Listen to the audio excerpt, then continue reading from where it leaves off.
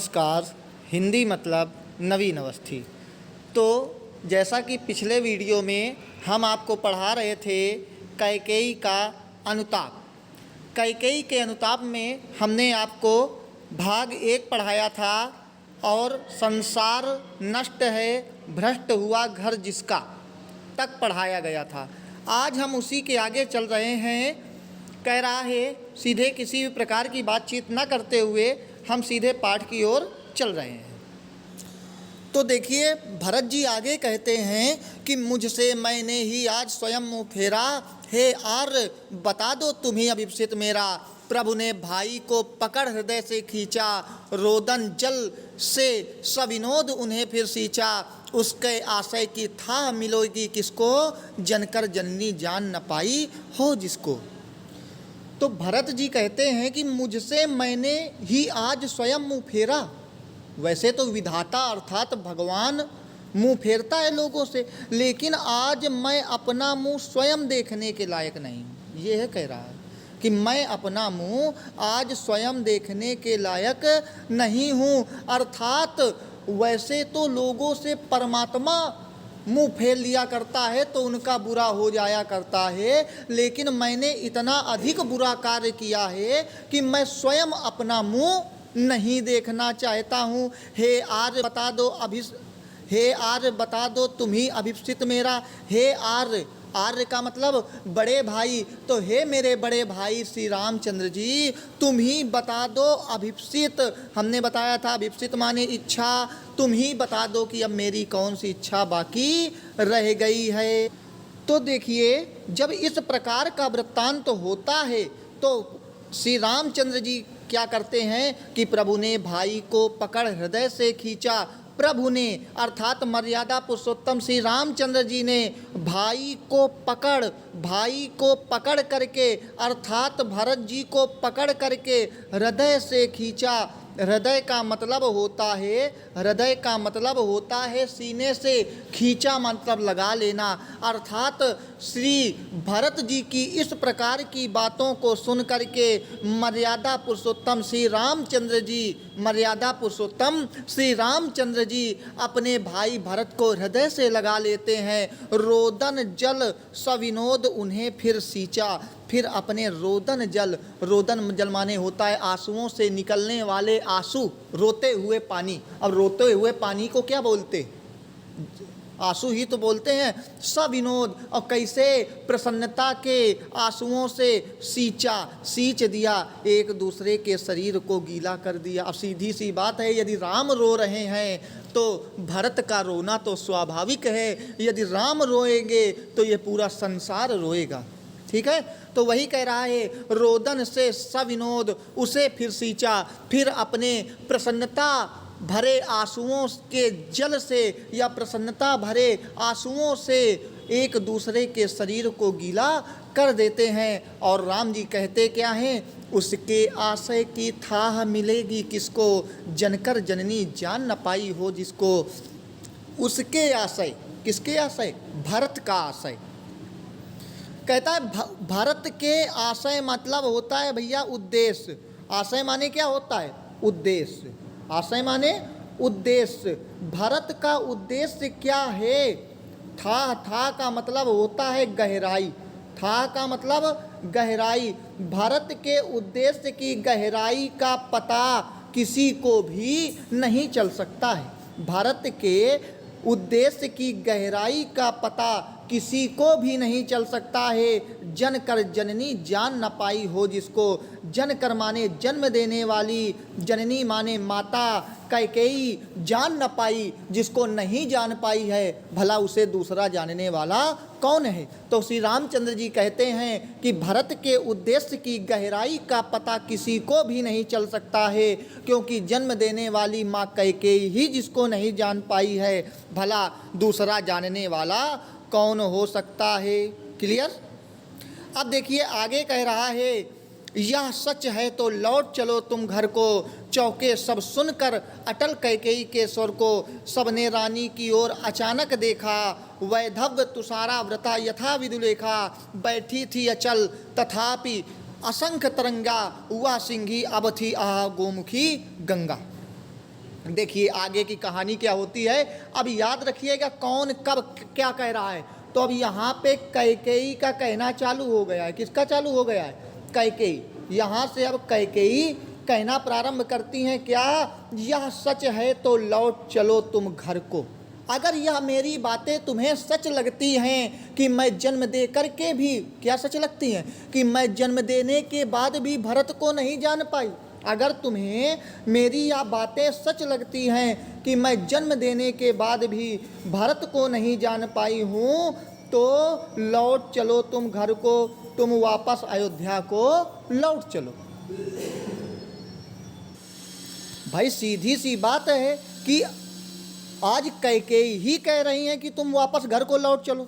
वापस घर को लौट चलो, ये कोई बहुत बड़ी बात है, छोटी बात नहीं है। क्योंकि कैकेयी ने ही कहा था कि 14 वर्षों का वनवास, भरत का राज तिलक। आज कैकेयी ही कह रही हैं कि हे राम, या सच है तो लौट चलो तुम घर को। अगर मेरी बातें तुम्हें सच लग रही हैं तो तुम अयोध्या वापस लौट चलो। चौके सब सुनकर अटल कैकेयी के स्वर को, अटल माने अडिग, कैकेयी स्वर माने होता है कैकेयी की बातों को सुन करके सभी लोग चौंक जाते हैं। क्लियर? आगे कहता है, सबने रानी की ओर अचानक देखा, वैधव्य तुषारा व्रथा यथा विदुलेखा। सबने रानी की ओर अचानक देखा, वहाँ पर बैठी हुई संपूर्ण सभा, हमने बताया था सिर झुकाए हुए बैठी थी। क्यों सिर झुकाए हुए बैठी थी? क्योंकि राम वापस नहीं लौट रहे थे।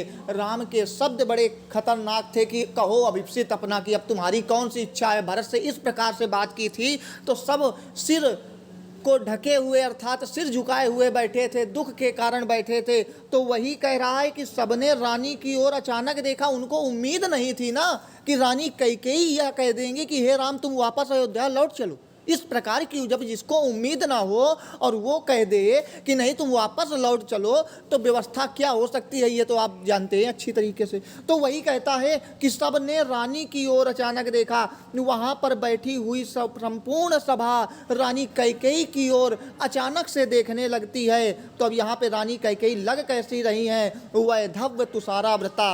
वैधव्य माने विधवापन रूपी, तुषारा व्रता माने होता है सफ़ेद साड़ी में, विधु माने चंद्रमा, लेखा माने किरण, यथा माने जैसे। तो कहता है विधवापन रूपी सफ़ेद साड़ी में वह एक चंद्रमा के किरण के जैसे दिखाई दे रही है। कैकेयी कैसी दिखाई दे रही है?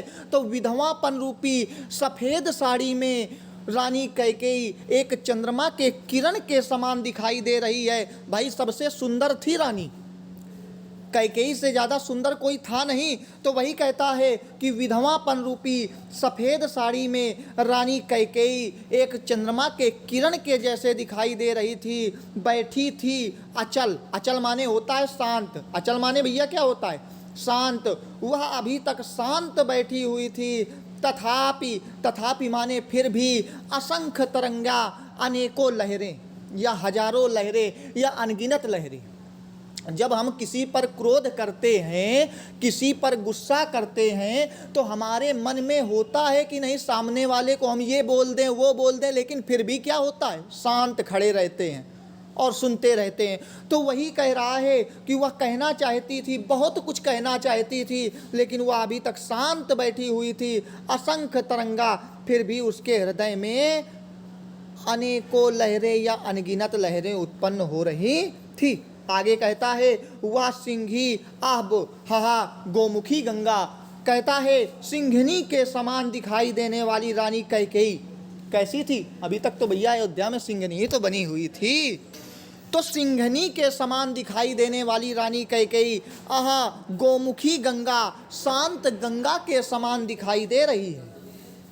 सिंघनी के समान दिखाई देने वाली रानी कैकेयी इस समय शांत गंगा के समान दिखाई दे रही है। और कह क्या रही है ये देखते हैं। क्या कह रही है कि हाँ जनकर भी मैंने ना भरत को जाना, सब सुन लें तुमने स्वयं अभी या माना, या सच है तो लौट चलो घर भैया, अपराधीन मैं हूँ तात तुम्हारी मैया, दुर्बलता का चिन्ह विशेष शपथ है, पर अबला जन के लिए कौन सा पथ है।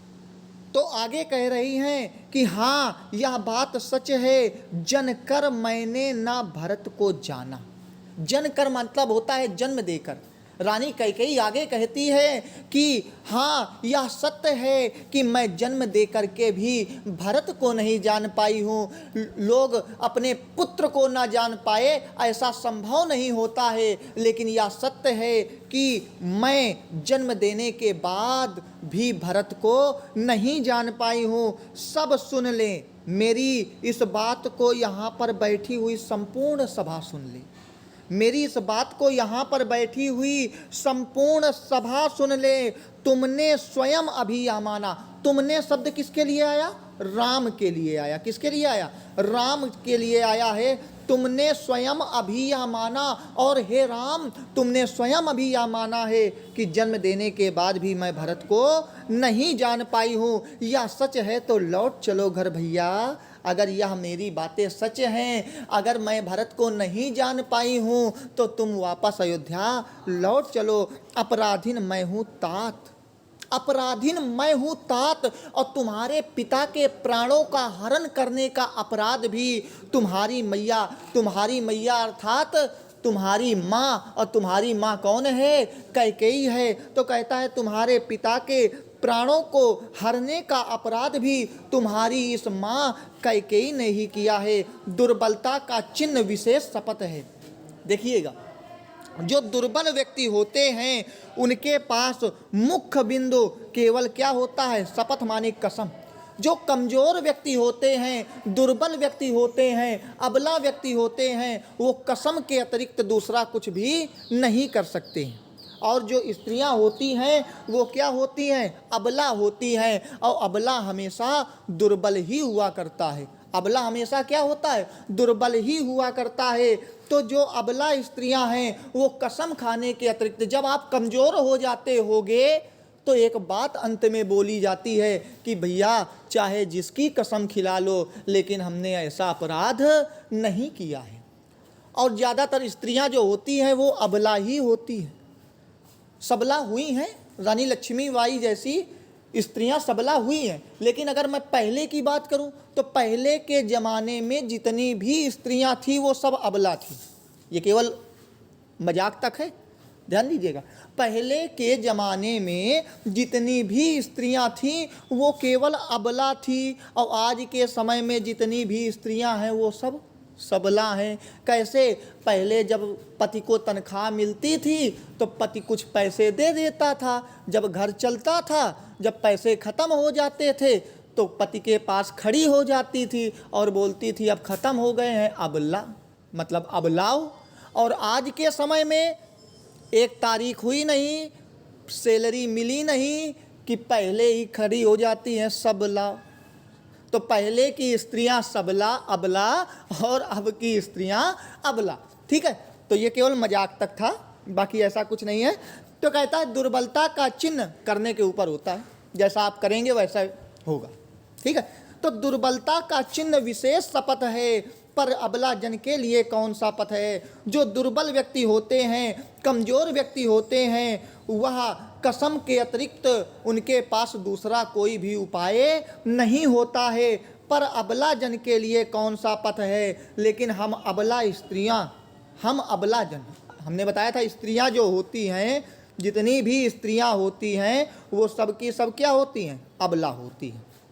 ठीक है, तो वही कह रही हैं कि लेकिन हम अबला स्त्रियों के लिए पथ माने रास्ता, कौन सा पथ है, कौन सा रास्ता है राम, तुम ही बता दो। ये क्वेश्चन मार्क है लगा है, प्रश्न कर रही हैं स्वयं कि दुर्बल व्यक्तियों के पास, कमजोर व्यक्तियों के पास कसम के अतिरिक्त, कसम खाने के अतिरिक्त दूसरा कोई भी उपाय नहीं होता। परंतु हे राम, हम अबला स्त्रियां कसम के अतिरिक्त और कुछ कर भी नहीं सकती हैं, क्योंकि हमारे पास कसम के अतिरिक्त दूसरा कोई भी रास्ता नहीं होता है। आगे कहता है यदि मैं उकसाई गई भरत से हूँ तो पति समान ही स्वयं पुत्र भी खोऊं। ठहरो मत रोको मुझे, कहूँ सो सुन लो, पाओ यदि उसमें सार उसे सब चुन लो। करके पहाड़ सा पाप मौन रह जाऊं, राई भर भी अनुताप न करने पाऊं। अब देखिए क्या होता है कि यदि मैं उकसाई गई भरत से हूँ, उकसाया का मतलब होता है भड़काना। यदि इस प्रकार का कार्य करने के लिए भरत ने मुझे भड़काया हो, मतलब इसमें अब भरत को निर्दोषी कह रही है वो, कि भरत का इसमें कोई दोष नहीं है, जो भी किया मैंने अपने मन से किया है। ये नहीं कि भरत ने कहा हो कि मुझे राजा बना दो अयोध्या का। तो वही कह रही हैं, यदि इस कार्य को करने के लिए मुझे भरत ने यदि भड़काया हो तो पति समान पुत्र भी खोऊं। तो जैसे मैंने अपने पति को खो दिया है, उसी प्रकार से मैं अपने पुत्र को भी खो, अर्थात जिस प्रकार से मैंने अपने पति को खो दिया है, अर्थात कहने का तात्पर्य यह है कि जिस प्रकार से मेरे पति राजा दशरथ की मृत्यु हो गई है, उसी प्रकार से मेरे पुत्र भरत की भी मृत्यु हो जाए। देखिए कितनी बड़ी बात बोल रही हैं। तो सभा कुछ कहना चाहती थी कि रानी इस प्रकार की बात ना करो, लेकिन रानी बीच में ही देखिए क्या कहती हैं, ठहरो मत रोको मुझे कहूँ सो सुन लो। लेकिन वह अपनी सभा की ओर इशारा करते हुए कहती हैं कि ठहरो अर्थात रुक जाओ, मत रोको। आज मैं जो बोल रही हूँ मुझे रोकने का प्रयास मत करो, जो भी मैं कह रही हूँ उसे केवल तुम ध्यान लगाकर सुनो। यदि पाओ उसमें सार, सार मतलब होता है ज्ञान, सार मतलब क्या होता है, ज्ञान। यदि तुम्हें मेरी बातों में कोई ज्ञान की बात समझ में आए तो चुनना मतलब होता है ग्रहण करना। यदि मेरी बातों में अगर तुम्हें कोई ज्ञान की बात समझ में आए तो तुम उसे ग्रहण कर सकते हो। करके पहाड़ सा पाप, पहाड़ सा पाप, इतना पहाड़ के समान पाप करने के बाद मैं अब मौन नहीं रह सकती, अर्थात शांत नहीं रह सकती। राई भर, राई माने होता है थोड़ा, राई माने भैया क्या होता है, थोड़ा। अब देखिए गांव में कहा जाता है अरे राई भर दे दो, तो वही राई का मतलब थोड़े से होता है। और अनुताप, अनुताप माने होता है पश्चाताप, पश्चाताप। कहता है करके पहाड़ सा पाप मौन मैं रह जाऊं, राई भर भी अनुताप न करने पाऊं। इतना पहाड़ के समान पाप करने के बाद मैं शांत कैसे रह सकती हूँ? क्या मैं थोड़ा सा भी पश्चाताप नहीं कर सकती हूँ? थी सनक्षत्र शशि निशा ओस टपकाती, थी सनक्षत्र, थी सनक्षत्र, सनक्षत्र माने होता है सुंदर नक्षत्र, सनक्षत्र माने क्या होता है, सुंदर नक्षत्र, सनक्षत्र सुंदर नक्षत्र, बहुत ही सुंदर नक्षत्र था। शशि निशा, शशि माने चंद्रमा, निशा माने रात्रि, ओस माने ओस, टपकाना मतलब होता है टपकाना अर्थात नीचे गिराना। तो मैथिली शरण गुप्त जी कहते हैं कि इतना सुंदर नक्षत्र था कि रात्रि रूपी चंद्रमा भी, रात्रि रूपी चंद्रमा भी ओस रूपी आंसुओं को अपने नीचे गिरा रहा था। मतलब यहाँ पे करुण रस है।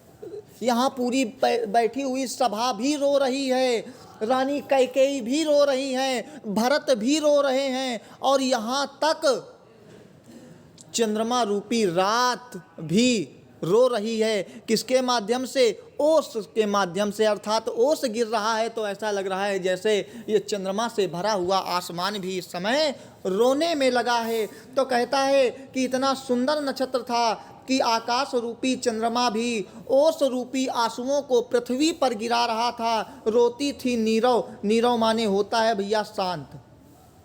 सभा हृदय थपकाती, और अपने हृदय को पकड़े हुए वहाँ पर बैठी हुई शांत सभा भी रो रही थी। उल्का सी रानी